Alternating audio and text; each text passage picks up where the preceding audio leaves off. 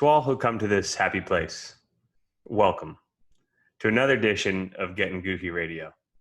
I'm your host, Eric Kushel, here always with my co-host, the man, the myth, the legend, Stephen Bell with Eric's move. There he is, Shruggy. There he is. You need to go back an episode to get that one. But Shruggy himself is in the building. I think that might be a mascot. I'm not sure. There he is. We'll see. Well, how's going, life man? treating you? Oh, good. Tell me. I need to know. How's life? We haven't talked in, 5 days? Yeah. Lots has happened. A lot has, man. Life's well. It's going good. I mean, stuff's opening back up in Florida. More noticeably, parks.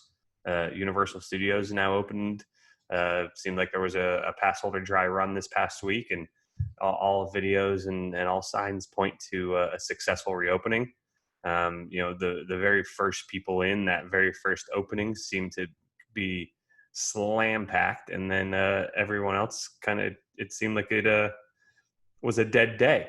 So yeah. That's exciting stuff. I mean, any step forward is good news for me. But how are you doing, man? If number 2 is open, it's only so long before number 1 brings it, right? What was your analogy?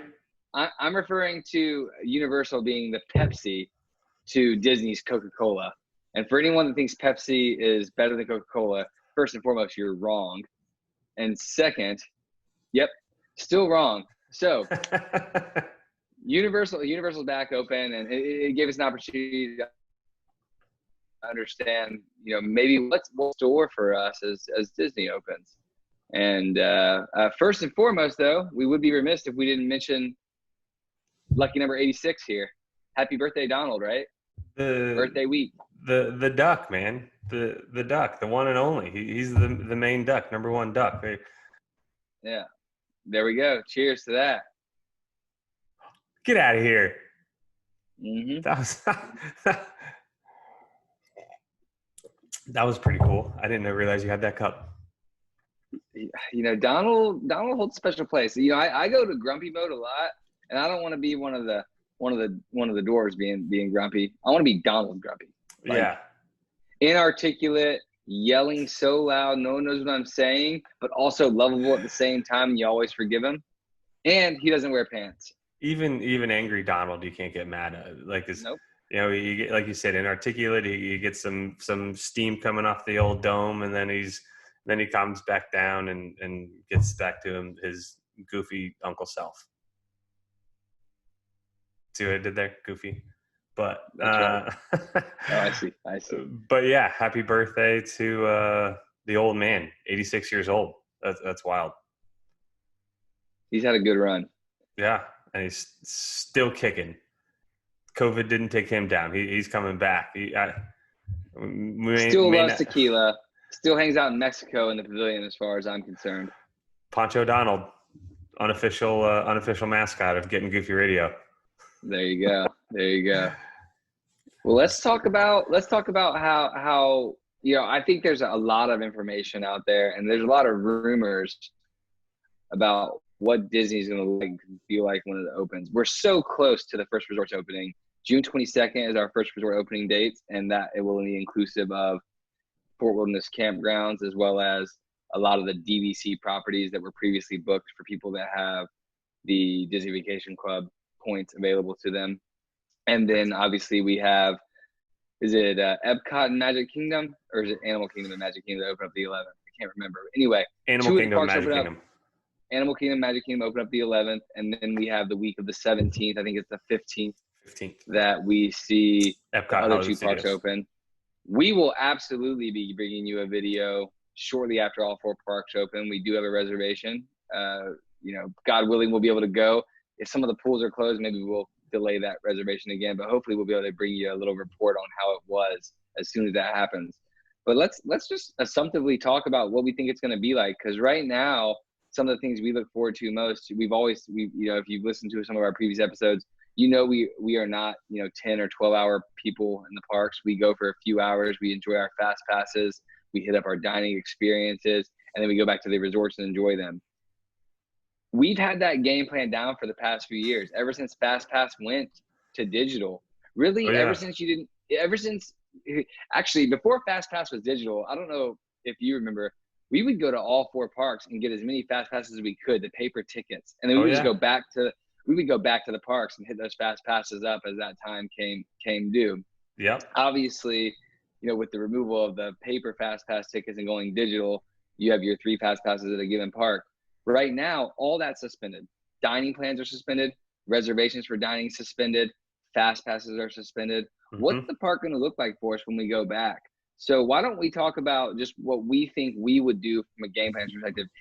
It's going to be so limited that even park hopping, which is an inherent do at Disney, is going to be done. I mean, how many times do you go spend the morning at Magic Kingdom, go back to a resort, and then go to Epcot for dinner? That's like what we do every time. So all times. We're talking about being limited to likely 1 park a day.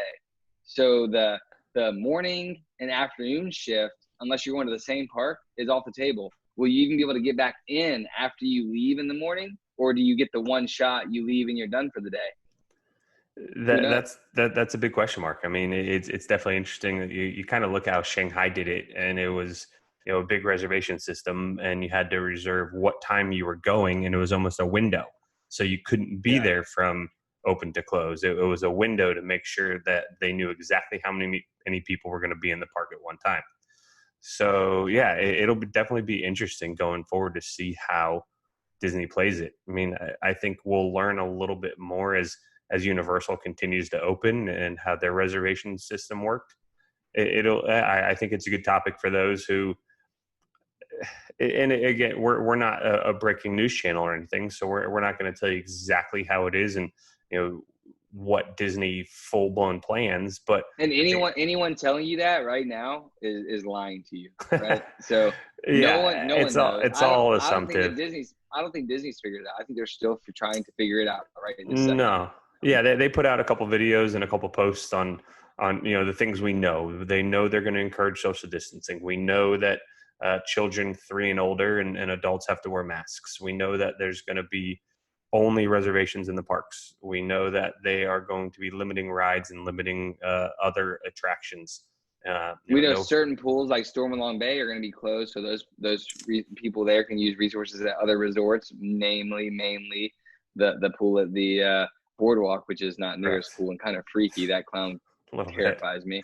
I'm not trying to swim at that pool ever. There's a couple of scary things at the Boardwalk that we can get into on our one of our deluxe resort conversation or our moderate resort conversations. We can get into there, but let's. I'm interested. Whether we record or not, I'd be interested to hear what your take is on how you suggest we navigate the parks come that first weekend of opening. Yeah, and it's perfect since we have those. This is a meaningful conversation to us because we have those reservations. The first full weekend, all 4 parks are going to be open. We have reservations. Right now, we have reservations at the Yacht Club. Obviously, the reason we made those reservations, and we got lucky, we made the reservations after they announced the opening, prior to them shutting off the reservations. I don't know how we got in. There must be. I don't know what we did right. We all got in, but we did something right to be able to get in there. Because I know as soon as they changed those dates or announced the dates of opening, there was 250,000 people all clicking that website at the same time, and somehow you and I both got us a room in the same resort. And I was and my parents. I was logged in to my work computer. Sorry, forgive me. My personal computer and my cell phone, booking the same exact room from 3 devices. I got through on one of them. Yeah, there you go. So it was. But we know we've since learned that Storm and Long Bay will at least be closed June 22nd, and our stay is the initial opening. So we do have 25 or so days. The 17th, 18th, and 19th, or were there 3 nights? It's Friday. Is the 17th a Friday? So the parks open the 15th. All 4 of them. Yep. We're open the 17th, 18th, and 19th. So you have the 2 on the 11th, the other 2 on the 15th. So we will be there the first weekend. All 4 parks are open. Correct. So we do have like a nearly a month buffer from what we know Storm and Long Bay will be shut down on the initial opening of the resorts. not the parks. So there's definitely more news coming. I think we're going to be watching that and just waiting for news to make sure that we do want to go, because, you know, one part of the booking the yacht club, one, the proximity to Epcot is pivotal, but two, being able to, we know that you won't have to wear a mask while you're eating, drinking, and swimming. And I plan on doing all three of those at Stormalong Bay while we're there. So, and never not doing one of those three things. As soon as I get out of the pool, I will have a drink in my hand. And so I want to put the mask on. As soon as I get to my lawn chair, I will be eating something and or drinking something continually, and then get back in the pool. So, and hey, and 100%. I'm not saying that we're anti-mask, because I think it's key for us to continue to flatten the curve and you know, wipe out COVID.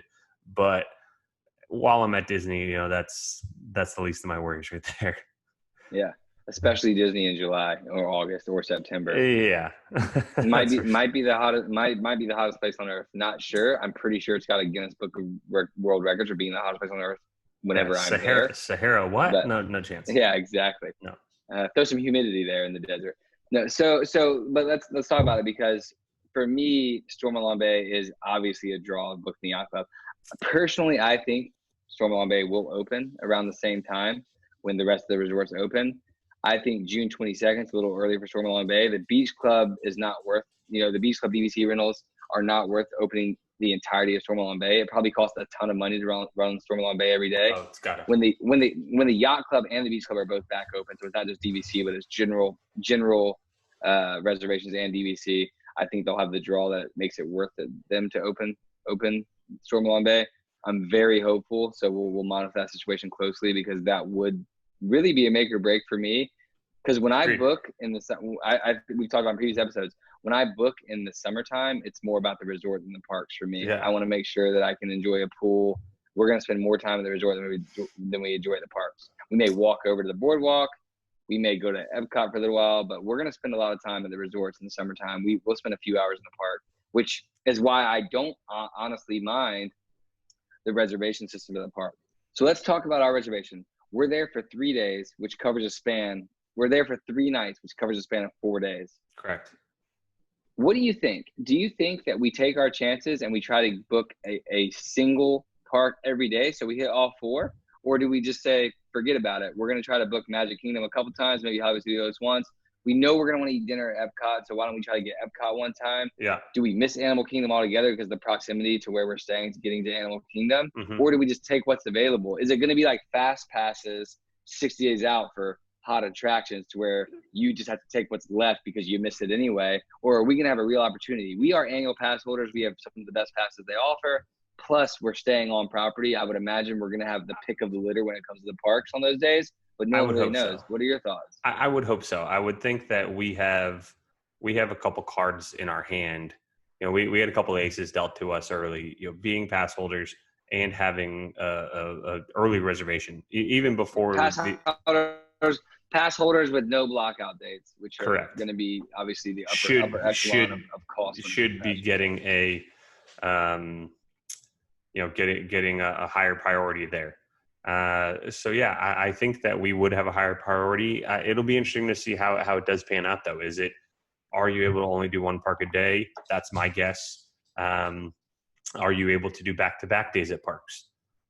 That's another topic that I heard that you might not allow. But so if you're there for less than 4 days or 4 days or less, you can only pick one of the parks, and then on the 5th day you may be able to repeat a park type thing. That's just a theory that I read somewhere. So. Certainly, that system is not smart enough. But we'll see. I don't think that's the case because some of these people, are planning their summer vacation around this. And I was going to say they booked it years out, but most of those were canceled. So most of these reservations are new now.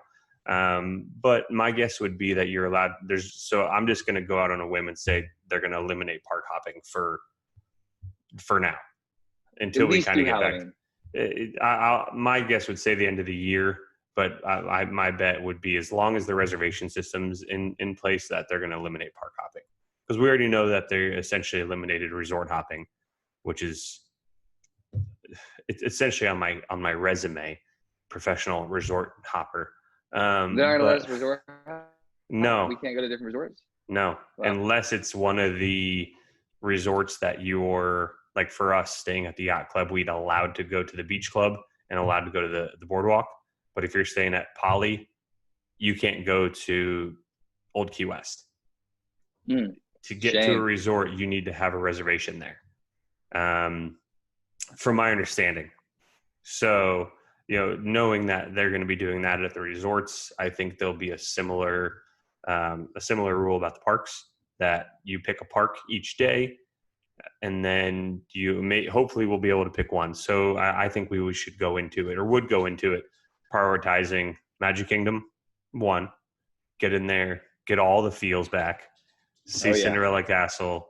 Now that we had some big news in the Gettin Goofy family. Wait! Breaking news! My daughter, since she was 2 years old, has tried to go on Splash Mountain. We took her a few times and made the crucial mistake of lining her up to the 40-inch bar, and her being absolutely devastated that she was 36 inches and just absolutely bawling, crying. We have measured her weekly since she was 2 years old to see if she could be 40 inches. And she hit a growth spurt last week. And this morning, 40 inches. Let's go. So Splash Mountain is Everest. Well, it's funny I say Everest because that's actually a ride. But you know what I mean? The saying, Splash Mountain is her Everest. And she has been ready to rock since the first time she saw Splash Mountain. Oh, yeah. So whether we have to stay standby for 6 hours or not, we're hitting Splash Mountain if we can get Magic Kingdom. Yeah. So, that being said, we're going to prioritize the Magic Kingdom. And like I said, you get it, the feels, that's where you get most of the magic feel. When we walk back into there, I think on our episode of like what we'd want to do most, you're not going to try to book Magic Kingdom. So I say we prioritize that, and then we'll see how the ride reservation system goes. If it truly is, maybe it's only a 3 ride thing, or maybe it's, you can only pick something every other hour. I don't know how it's going to work.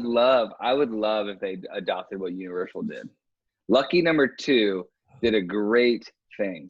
They have standby for rides, just like regular. You can go sit in the standby line. Obviously, there's with social distancing measures in place, and it's not just 6 feet, because if you remember the gate, the snake turns. They're kind of snaky gates. Yeah, it's 6 feet. Yeah, it's 6 feet. It's 6 feet in front of you, but also you can't be right. So it's more like 12 feet. So those lines are going to look super long, but they're not going to really be that long. No. And then also they adopted, what's it called? A QR code. So those little square codes you like check into your airline flights with. Yep. So they have these virtual queues. You pick your time. It's kind of like FastPass, but you pick your time and you pick like your 30-minute window, and then you get a QR code for your party. And they scan the QR code, kind of like you would do your Magic Band. But the QR code allows you to do a virtual queue where you're technically in line, but you walk up.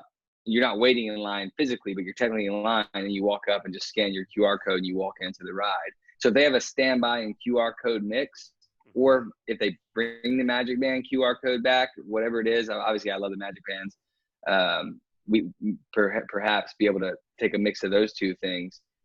And call me crazy, but one of the things I feel like Disney missed on when they went purely electronic with fast passes and dinner reservations, unless you're one of those diehards, and we still miss out.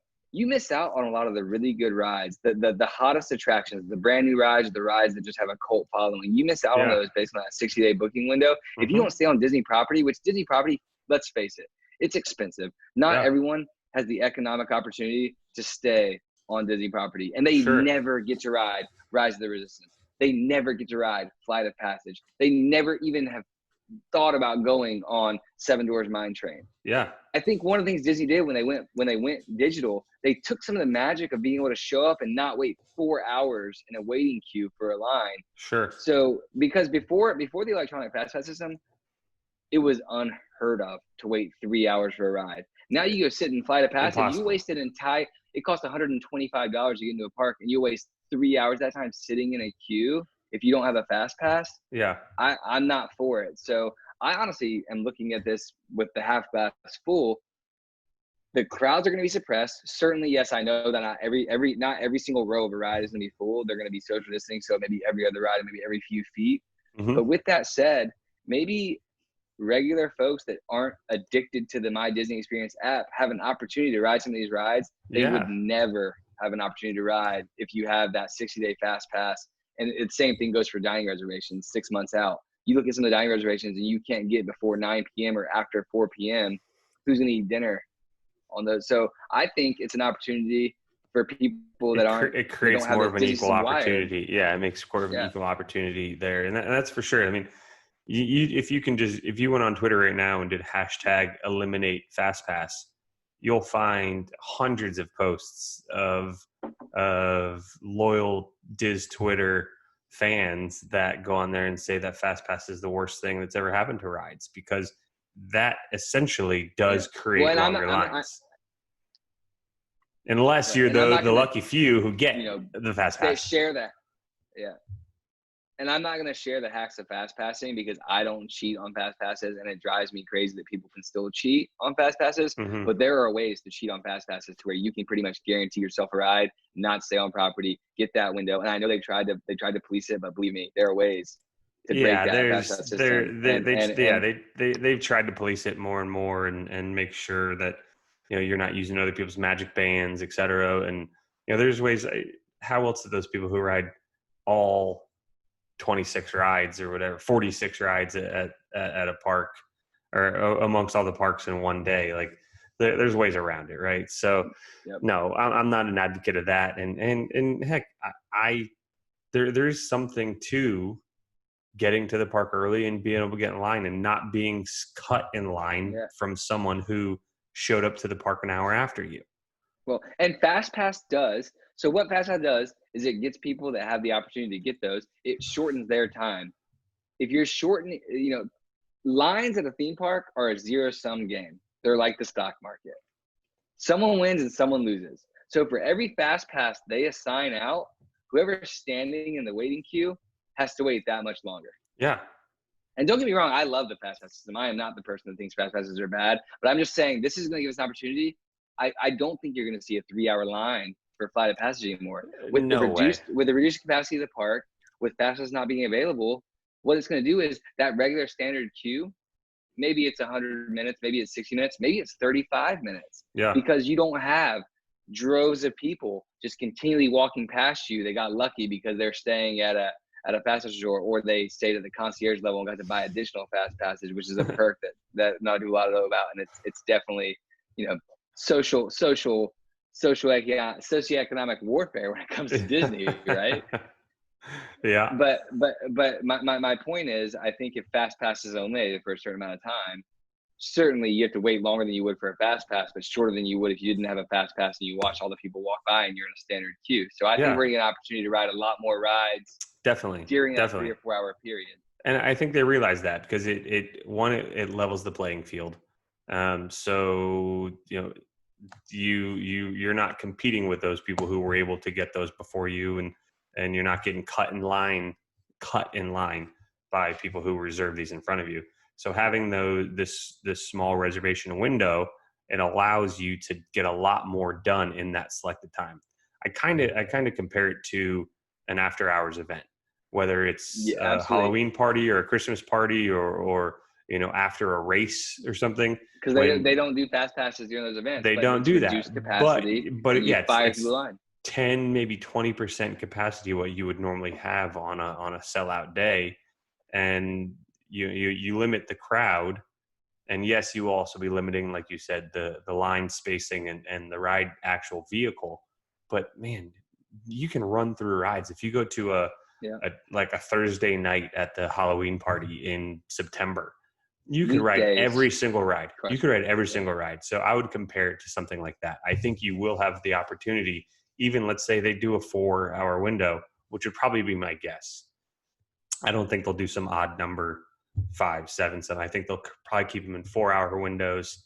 Again, we should probably look at how Shanghai did a little bit more. But once you're in, how are they going to kick you out? True. I mean, True, unless they do like a colored band system and said, okay, They do the magic band. They do the wristbands for those after hour events. sure. So They if you're basically not stop wearing serving that, yeah, if you're not wearing that band, they'll, oh, sorry, you can't get on this ride. You don't have the band. Sorry, you can't get a funnel cake because you don't have the band. Yeah. So yeah, We'll have to see what happens. It might just be like a one-time entry. They may say you have it for the whole day. We'll just have to see what happens there. Yeah, for sure. So, but back to it, I think we prioritize the Magic Kingdom.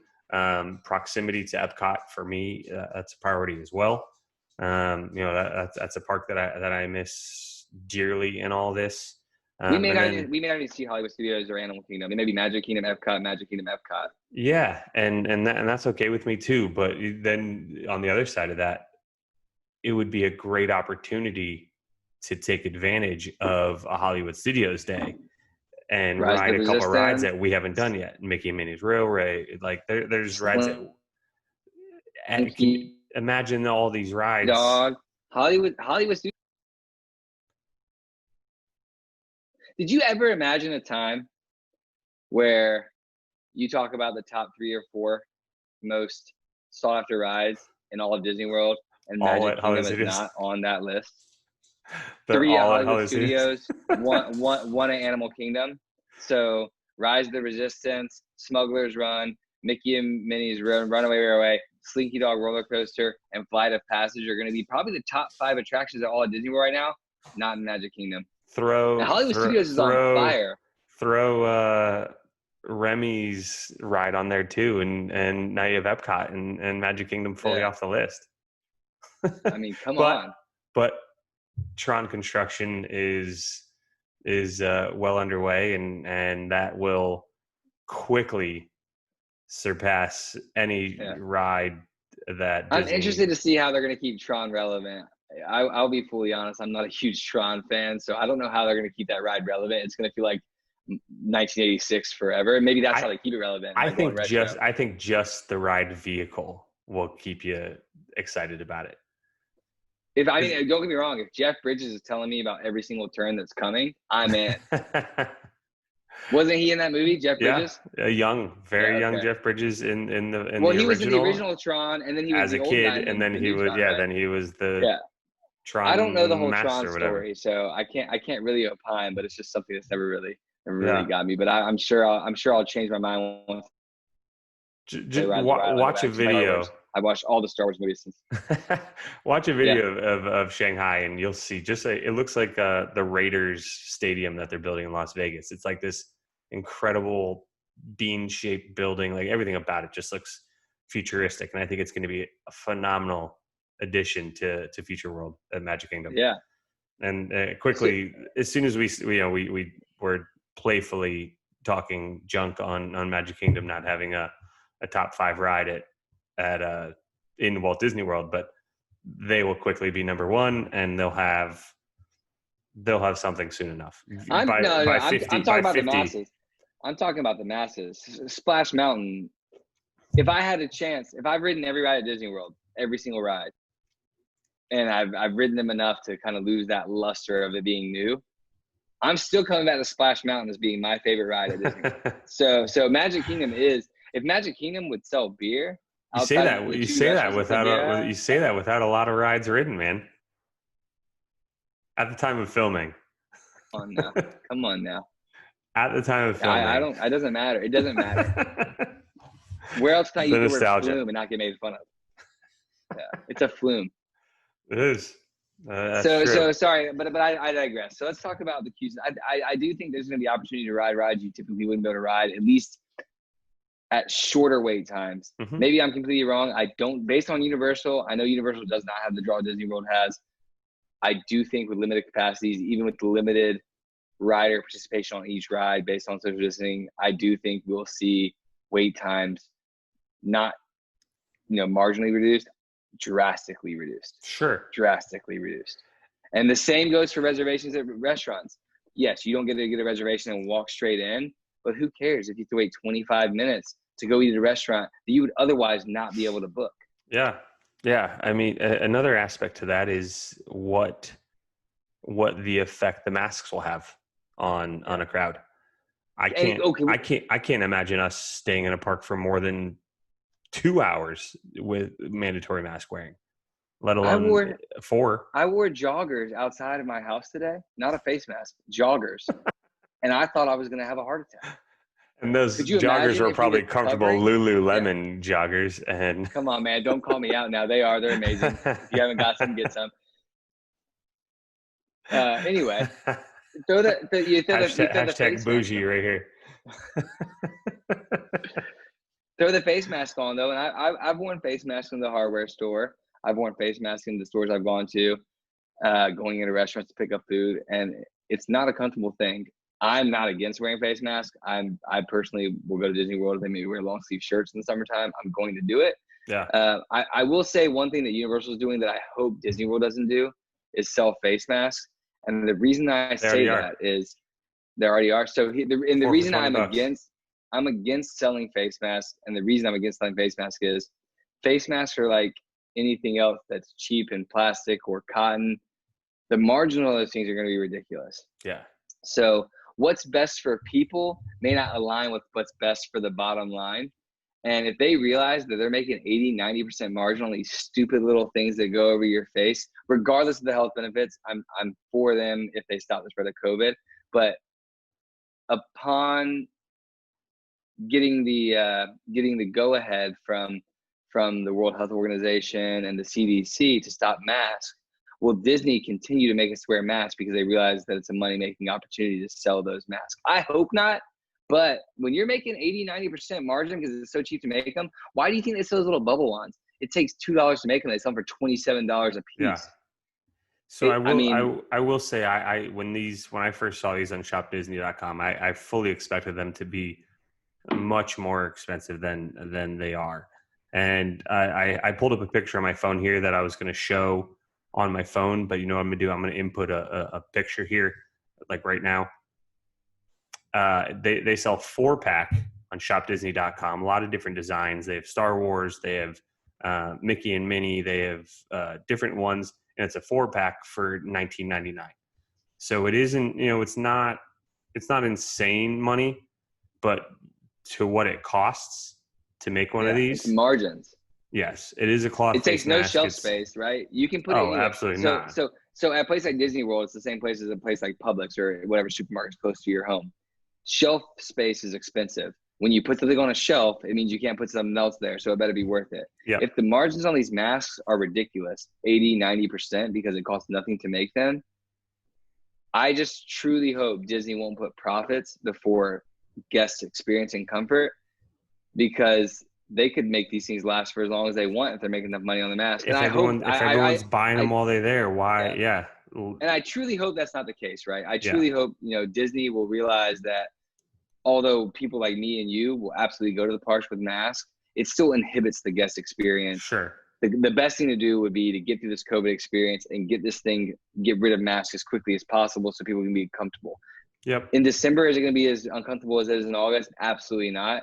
But I'm still not going to be pumped to wear them.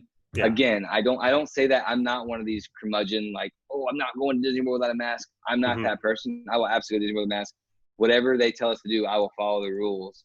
With that said, I just hope it doesn't have to last longer than it should based on those said masks. Yeah. Yeah. I mean, I have faith in the Walt Disney World Company that they wouldn't do something like that, but money is money, and they've been losing a lot of it recently. So, I don't put anything past anyone. All's fair, love, and war in business. So we'll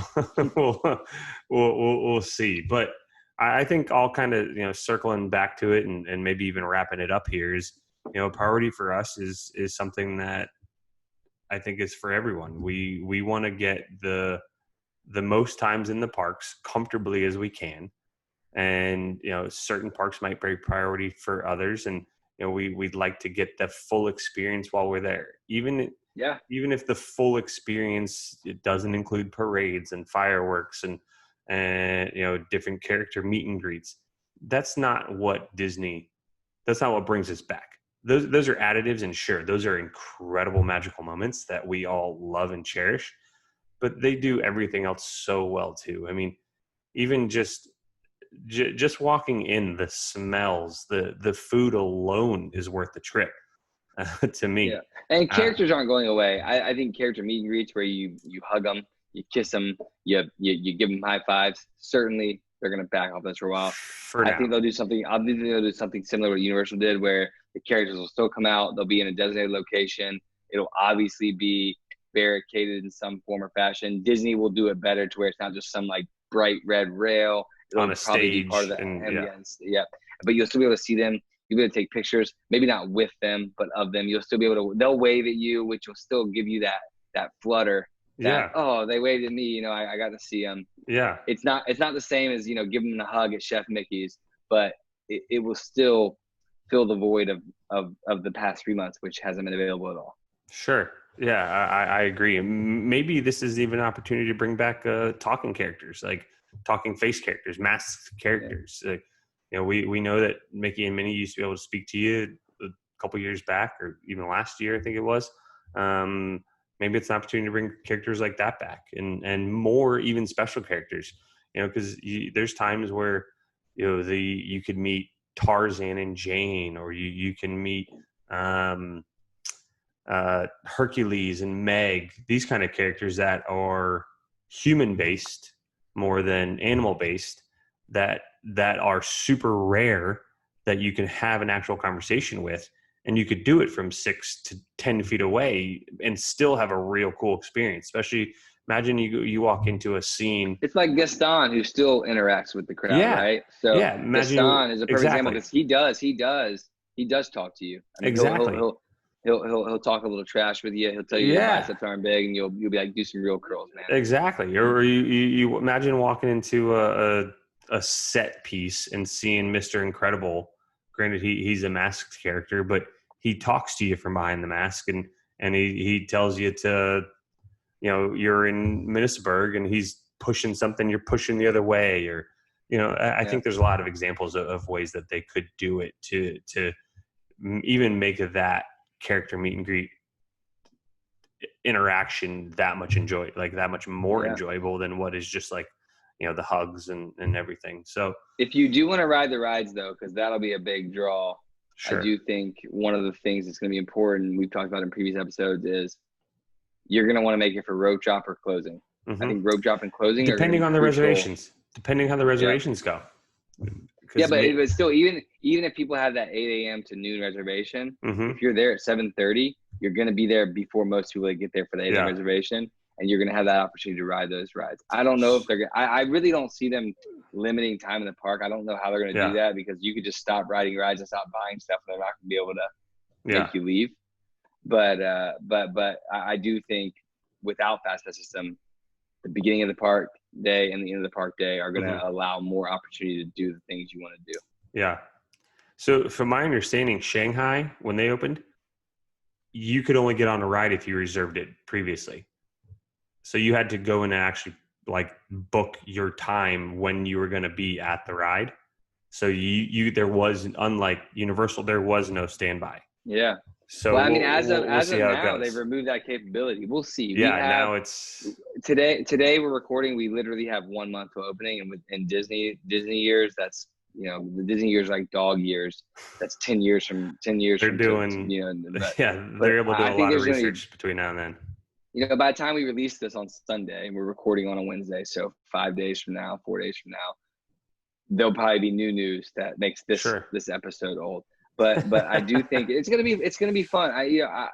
I'm not opposed to change. I think one of the guarantees in life are change. I think people that don't adapt to change are the people that say, "Oh, well, Disney's changed and Disney doesn't bring the magic anymore." That's not true. You just didn't evolve with the changes that Disney made. Yep. And I think this is another opportunity for Disney to get better, just like everything else. Especially, you know, the American spirit is to learn from things that are challenges and make them that much better. Everyone that says Disney will never be the same are fear mongering, and they're being emotional. Disney is going to bring the magic. As soon as this thing's under control, it's going to be as good or better than ever. And we're all going to enjoy it. During the interim time, let's enjoy it for what it is. It's still an escape from everyday life that gets us to the parks, that gets us to enjoy seeing the things we like to see. Sure, 100%. We missed the fireworks show, but guess what? I got a 4-year-old. How many times do I see the fireworks show? Probably 1 in 10 right now. Yeah, zero. When we went It's to me. when we went to California Grill a few months ago, we saw it when we had a babysitter. Otherwise, we don't see it. Yeah. So I think Disney World is still the best company in the world adapting to the needs of the people that they're lucky enough to call their customers. Yep. And we are those people. And I do think that Disney, among other companies, will adapt to the situation and ultimately come out better. Totally. For the people that are saying that it's not going to be as good as it ever was, that's just them because they're not willing to address change and embrace change. Totally. Change is good.